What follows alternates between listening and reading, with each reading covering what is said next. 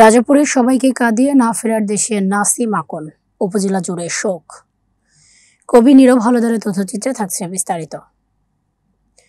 ঝালকাঠির রাজাপুরে বাসের ধাক্কায় মোটরসাইকেল আরোহী উপজেলার বিএনপির সাধারণ সম্পাদক নাসিম উদ্দিন আকন নিহত হয়েছে।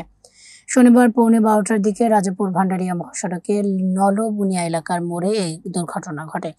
রাজাপুর উপজেলা স্বাস্থ্য কমপ্লেক্সের চিকিৎসক আবুল খায়ের রাসেল মৃত্যুর বিষয়টি নিশ্চিত করে জানান, বাসের ধাক্কায় আহত হয়ে আশঙ্কাজনক অবস্থায় রাজাপুর স্বাস্থ্য কমপ্লেক্সে নিয়ে এলে প্রাথমিক চিকিৎসা দিয়ে দ্রুত অ্যাম্বুলেন্সে তাকে বরিশাল সেবা জিমে পাঠানো হয়। জরুরি বিভাগের চিকিৎসক তাকে মৃত ঘোষণা করে।